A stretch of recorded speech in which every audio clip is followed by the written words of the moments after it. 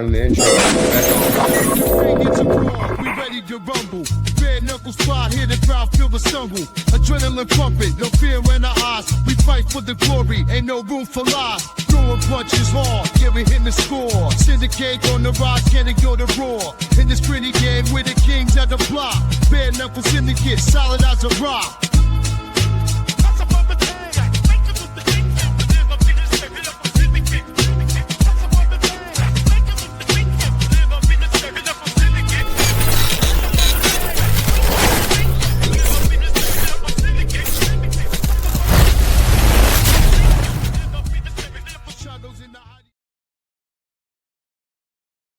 Yeah, the Bare Knuckle Syndicate, man. It's your boy Big Face. Welcome to the Big Face Show here on Bare Knuckle Syndicate, where blood makes you family, man. And as always, man, we are here on the forefront of the dopest sport in the world, bare knuckle fighting, man. Come on, man. You all know you want to try it. You think you can do it, but you get your ass knocked out. So as we look forward to a very busy season here in bare knuckle, shout out to the Global Combat Collective and the great event they had last night in Belle Glade, Florida, for the amateurs, man. All upcoming fighters that we can't wait to see fight in the pro ranks someday. Speaking of that, though, what I said earlier, very busy time for bare knuckle here, and we're gearing up, looking forward to an epic clash, December 7th, man, down there at the Mecca of bare knuckle, the Hard Rock Casino in Miami, man. You got BKFC with a hell of a card. We ain't even gonna talk about there's some big time fights there, but there's a really huge fight for the bantamweight championship of the world there. And who better to talk to than the man fighting for the title? One of the dopest, fastest rising, hottest young fighters in bare knuckle game, man. Ryan Royal Reber. We're going to bring him to the stage, my man. Ryan Royal Reber. Got to hit the applause for my guy. Here we go. Yeah. He is. Let's go. What's up, bro? How you doing, man? Man, I'm great, man. It's normal. It's normal. We talked about it off camera. You said you stay in the camp, right? You stay in camp or what? Oh, absolutely, man. Stay ready so we don't need to get ready. These guys out here, Justin being one of them, oh, yeah, I just got into camp. They threw me in with the dogs, blah, blah, blah. Shut that shit up. I've been in there with the dogs, man. I've been getting in this fucking work. I've been wanted this belt, something that you don't give a fuck about and you don't want, man. So guess what? It's already mine. It's all I got to do is show up. That's it. You know what I mean? That's all I got to do is fucking show up. And it's there. So last time we saw you were fighting for the bantamweight championship with Alberto Blas, who has since been stripped of the title due to personal conflicts and released. And you went in there against a dude, man, that hasn't been beaten yet, and all bare knuckle, and also been known a little bit to put on some pounds there. So you have that experience of fighting for the championship, that kind of pressure building up to that. Do you feel like that's going to be an advantage coming into this second try for the title for you? Oh, 100%, man. 100%. I've already been through this mentally, emotionally, spiritually, all of it. And I knew exactly what broke me, and I knew exactly what I needed to fix to make it work the second time around. And let me just tell you something, man. You guys are in for a real treat. Oh, man, every time you fight, the fans are in for a treat, man. Ryan Reber, man, if you haven't seen it, go ahead and Google that shit. Go ahead and get your Google game on, because he gave you some really exciting fights. And you're one of the pioneers, man. We talked about this off the air, man. You're one of the pioneers of this bare knuckle sport. You've been involved for several years. You've seen the meteoric rise of the sport. What does it feel like, man? I mean, you get a little more fan recognition these days, right? Or what? Oh, absolutely, man. I mean, it's amazing to be a part of BKFC. Thank you to David Feldman. He knows and I know that I'm his guy because he selected me over Lorenzo Hunt and the late Gene Herrera, man. And those are some guys to really compete with to, get a shot at this thing, man. And at that time, I wasn't ready because I didn't know. But, here we are, 7-1, about to be 8-1. And, fighting for that strap again, man. So it's just, I'm in a very great place mentally, spiritually, emotionally, physically, and I can't be broken this time, man. I won't.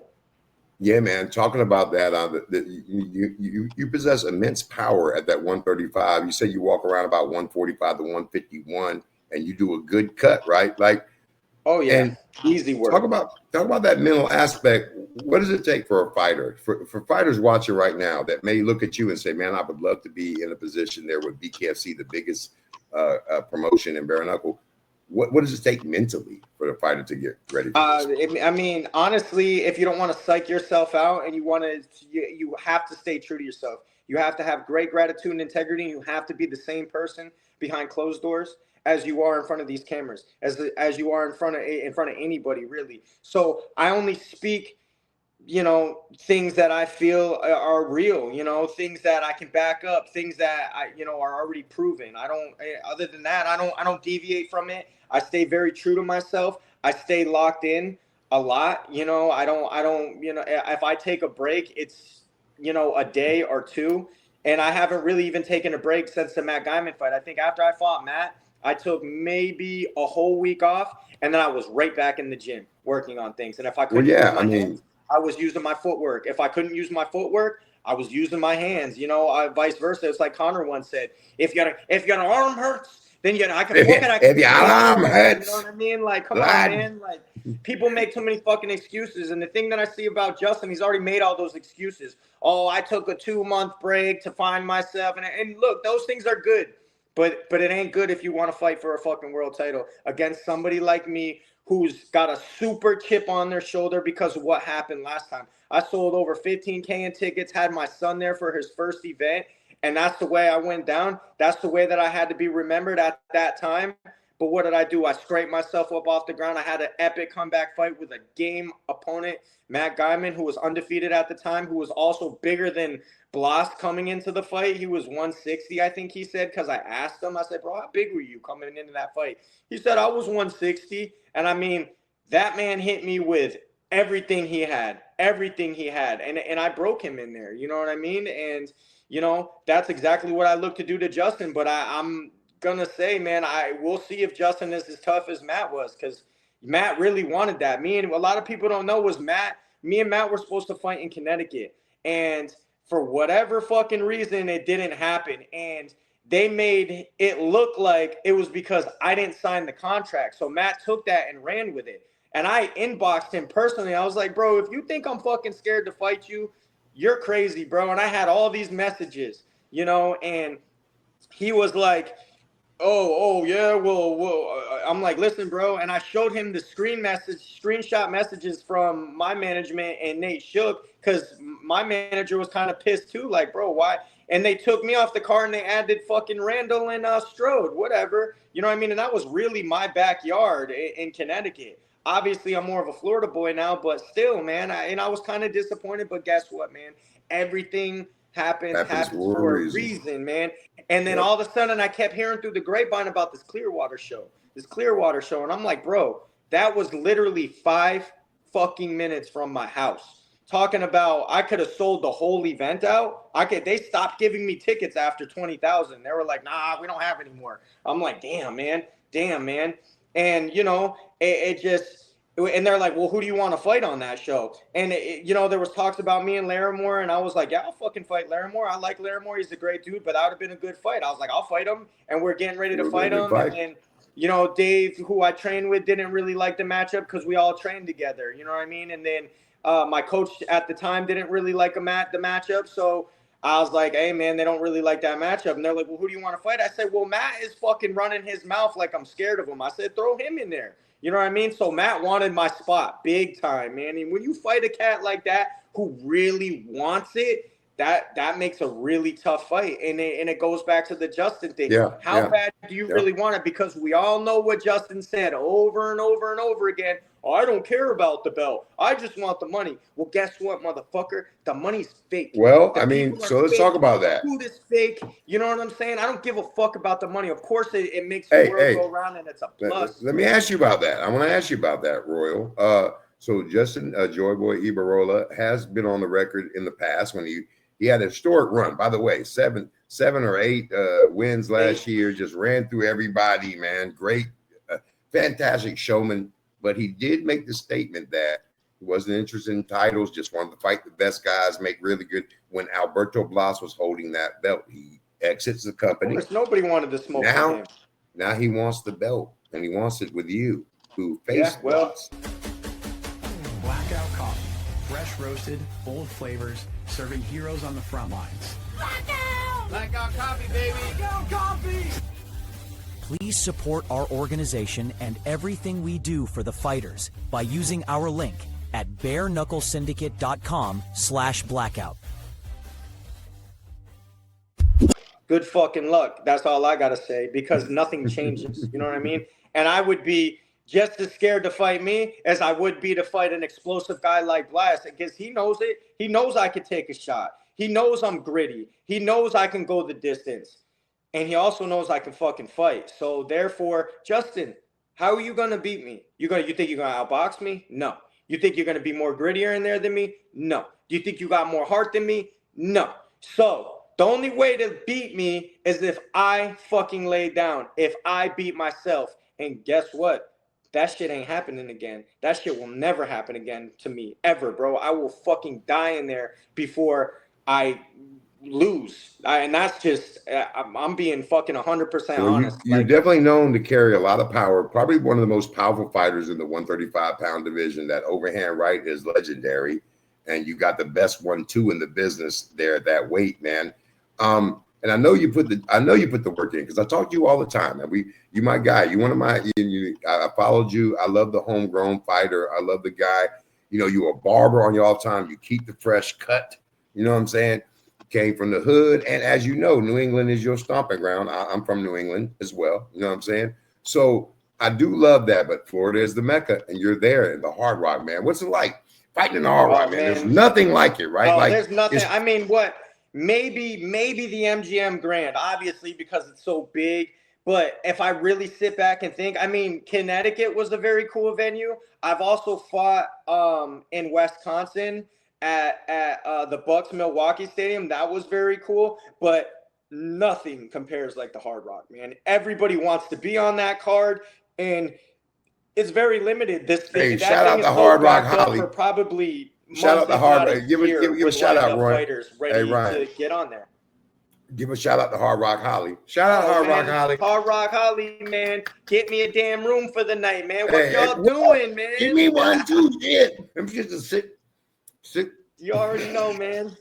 $600-700 a goddamn night, man. Hard Rock Holly. Bro, just cop me one, man. I'm the damn I be talking to the guy on the phone, because when I gamble there and give him my fucking money, they be calling me like, oh, we got all these offers. I'm like, well, offer me a room on this fucking day. Oh, well, we don't have any that day. Of course you don't. Well, I don't want shit from y'all. Super fun, man. I love that. If just for the audience, if you're not a Bare Knuckle fan, welcome to the show. But go to the famous guitar down there in Hollywood. Oh, man. Have a great time. And it will sell out. Oh, man. And I got tickets right now, too, and they're very limited. What? So, yeah, you know, you better save some listen. money. We may talk, you talk that talk everywhere, but in Hollywood, you better get your tickets, because they're going to be sold out. Sure. There will be scalpers outside. It is true. They say, oh, this will be a sold out. This one, they may say that, about a lot of venues, but the scalpers are out front. $200 for some regular tickets. You need to get your tickets right now. Right now, man. And we got them. So, hey, man. So before we let you, man, first of all, bro, I'm super excited to see you get another shot. You're definitely, worthy of the shot. Before we let you go, shout out all. I have one and I want to give a shout out to your wife, man. She goes online, bro. She goes so hard for you, dude. She might as well be a manager. They need to go ahead and get her some credentials, right? But shout out your whole team. I know you have a great gym behind you. Fantastic. Yep. Hey, shout out to my man Redneck Mundell, who I know you have a special relationship with. I love that dude. The best in the business. Number one to me in pound for pound Bare Knuckle. But give a shout out to all your people, Royal. You know what I'm saying? I gotta start out first with my man Munyet Flowers over there at Flowers Boxing Academy. Like, he only works with high-end, top-level guys, gets me high-end, top-level sparring. He had the dedication from Miami drive up overnight to give me 10 beautiful rounds of work. That kid's got over 100,000 followers. If you ain't working with him, you ain't working, bro. I had him in there 1 week, and then 4 days later, I had Chino. He's another guy getting looked at by big boxing promotions. And these guys are studs in my area. And I mean, even down here in Miami. So shout out to Monette. Man, he's turning me into a monster that I already know that I am. Shout out to Bo, who's taken me up there, who's been with me since I was 18 years old. You know, we're also working at Matt McCuster's gym. Shout out to him. You know, shout out to my sponsors. Jeff Meeks, man, always takes care of me. My man Chris with Full Blast. Mike with Full Blast, man. I fucking love you guys. My management team, Vic, Sam, love you guys. Hey, man. all you know? in. One of the all best in, baby. management. Shout out to Vic and Sam, everybody Man, over there. and for what they do, man, I don't know how they do it, but they do it, man. They go hard for their fighters. Yeah, man. they, you know, and they got a lot of top level guys on the roster, man. So it's, you know, it's a lot. You know, shout out all your sponsors. That's dope. You know, now you got a final message for Justin Joy Boy Ibarola. I'm gonna let you. Justin boy, you better bring it, man. You better fucking bring it. And honestly, man, I think you talked a little bit too much about what you didn't want, and you already think you're the champ without being the champ. You're gonna have a fucking long night come December 5th. So everybody tune in, because I don't even want it to be a fucking war. And if he's ready, as he says he is, then it will be a war. But if not, it's gonna be an early fucking night for you, Justin. And trust me, I'm banking on that. There you go, man. Ryan Royal Reber, as he fights for the Bantamweight Championship of the World, BKFC, down there in Hollywood, Florida, December 5th, man. Make sure you get your tickets early, because it will be a sold-out joint. 100%. If you don't, and fucking new, baby. And new. He loves it. And new. We need the T-shirt with the and new on the back. You can watch it on the BKFC app, or maybe on DAZN, or hey, everywhere. They blowing up, man. Hey, Royal, thank you so much for joining us tonight, brother. You the man, bro, and always a friend of the Bare Knuckle Syndicate, man. Good luck on December 5th, bro. Man, big face, you the man, bro. I appreciate you, brother. My man. There you go, man. Ryan Royal Reber, one of the best fighters, bantamweight, with the bare knuckles in the whole world, man. And that's what the popularity of this sport is amazing. I've been involved for 2 years, and I was a huge boxing guy for years. And to see the meteoric rise of not only the sport, but the individual fighters, these homegrown fighters like Ryan, man. Like the dude give you a fade on Friday and give you a fade on Saturday, if you know what the fuck I'm talking about, man. I cannot wait. Bare Knuckle Syndicate will be in the building December 5th down there in Hollywood at the mecca of bare knuckle sports, man. And hey, thanks for joining us. Big super shout out to the whole team there for Royal Ryan Reber. And, you know, hey, man, let me just say it like this, man. Bare Knuckle Syndicate, where blood makes you family.